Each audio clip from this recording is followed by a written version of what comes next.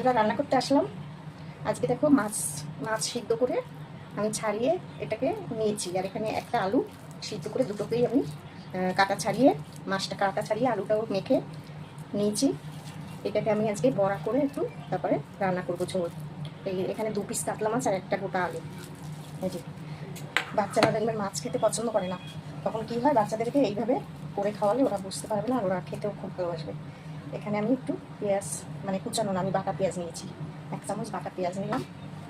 আর এখানে আমি 1 চামচ রসুন নিয়ে নিলাম। আর লঙ্কাটা একটু অল্প দেবো, সামান্য এইটুকু লঙ্কা দেবো। আর একটু হলুদ দিয়ে দিচ্ছি, 1/2 চামচ হলুদ। আর 1/2 চামচ কাশ্মীরি লঙ্কা দেবো। স্বাদ মতো নুন দিয়ে দেবো। আচ্ছা, এবার আমি এটাকে ভালো করে মাখিয়ে নেবো। আর আমাদের এখানে খুব মেঘ করেছে আর খুব হাওয়া দিচ্ছে, জানো তো, মানে বৃষ্টি হবে মনে হচ্ছে। আর ওয়েদারটা খুব সুন্দর ঠান্ডা হয়ে গেছে। আর এখানে আমি কড়াই বসিয়ে দিয়েছি, এই যে তেলও দিয়ে দিয়েছি। আমি এবার এই বড়াটাকে মেখে নেব। বড়াটা আমি মেখে নেব। 1 চামচ বেসন আমি দিয়ে দিচ্ছি, আর একটু দিয়ে দিলাম, নাহলে না আলুটায় মানে ঠিক মতন ধরে না বড়াটা। বেসনটা দিলে একটু টাইট হয়ে যাবে।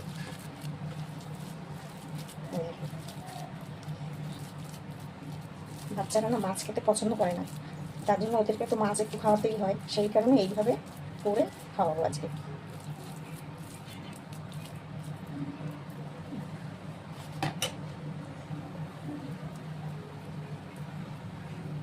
আমি এইভাবে বড়া করে নেব। সবগুলো বড়া আমার এখানে রেডি। এবার আমি তেল গরম হয়ে গেছে, তেলে ছেড়ে দেবো।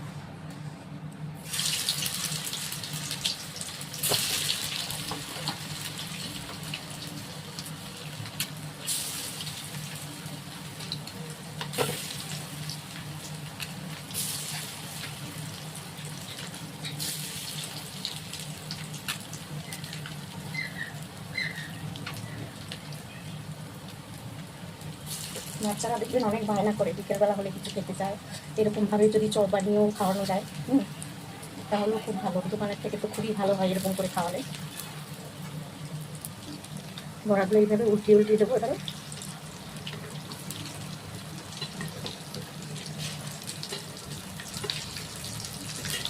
গ্যাস কমিয়ে ভাজলে ভেতরটা খুব সুন্দরভাবে ভাজা হবে।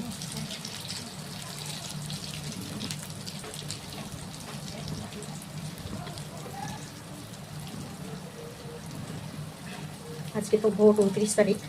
আজকে সবাই মানে গরম এত পড়েছিল, আরাম করে সবাই ভোট দিতে পারবে, কষ্ট কম হবে। আজকে ওয়েদারটা এত সুন্দর।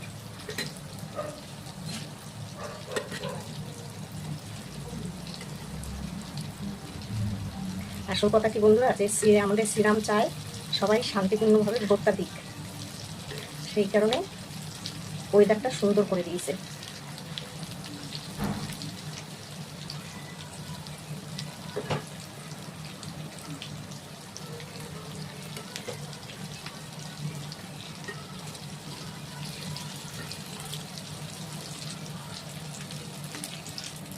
বড়া আমার হয়ে গেছে, আমি তুলে দিলাম সব। সুন্দর ভাজা হয়েছে, এই যে এরকম করে।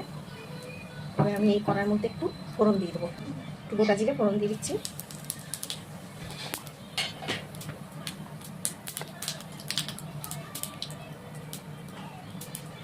এক চামচ পেঁয়াজ বাটা দিচ্ছি।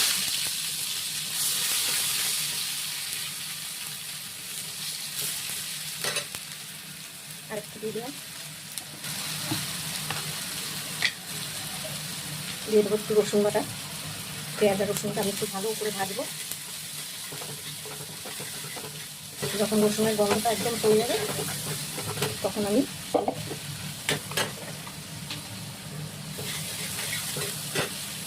একটু টমেটো বাটা দিচ্ছি।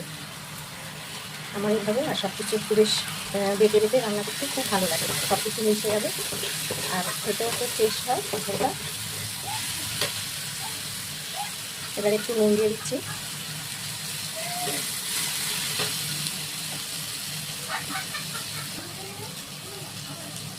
আর একটুখানি আদা আর জিরে বাটা দিচ্ছি।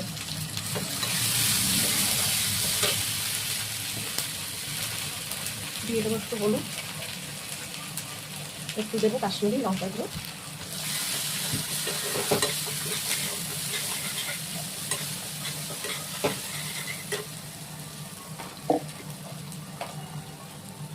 আমি আদা জিরে বেটেছিলাম, সেই মিক্সিটা একটু জল দিয়েছি, একটু জল দিয়ে দিচ্ছি।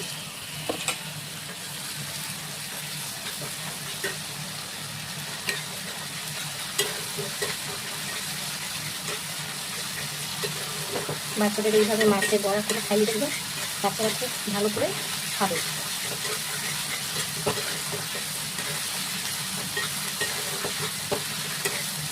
মশলাটা আমি খুব ভালো করে একটু কষাবো। মশলা তেল ছেড়ে দিয়েছে একদম, মশলা আমার কষানো একদম রেডি। এবার আমি একটু জলটা দিয়ে দিচ্ছি, একটু ঝোল রাখবো, বড়াগুলোতে ঝোল টেনে নেয় তো। এবার যখন ফুটে উঠবে আমি বড়াগুলো দিয়ে দেবো। ঝোলটা একদম ফুটে গেছে, আমি একটুখানি মিষ্টি দিয়ে দেবো। সবসময় রান্না করতে মিষ্টি দিলে কী হয়, মানে ঝোলের টেস্টটা বোঝা যায়।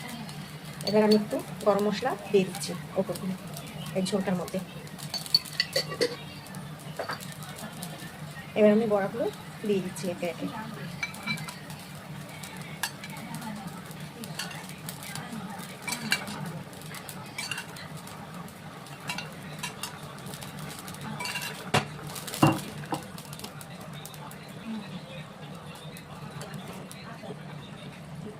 আমার এই বড়ার ঝোলটা কেমন লাগলো তোমাদের কমেন্ট করে জানাবে।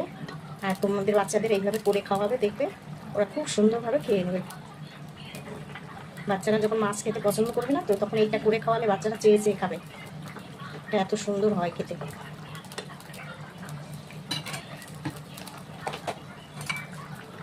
কালারটা কত সুন্দর এসছে। আমি এটাকে একটু ঝোল রাখবো, বড়াই আরও টেনে নেবে। এবার আমি এটাকে নামিয়ে দেবো। এটা আমার একদম কমপ্লিট। তাহলে আমার মাছের বড়ার ঝোলটা হয়ে গেছে। এইভাবে তোমরাও করে খাবে, বাচ্চাদেরও খাওয়াবে। আর আমার এই মাছের এই বড়ার ঝোলটা কেমন লাগলো কমেন্ট করে জানাবে। সবাই ভালো থাকবে, আবার দেখা হবে।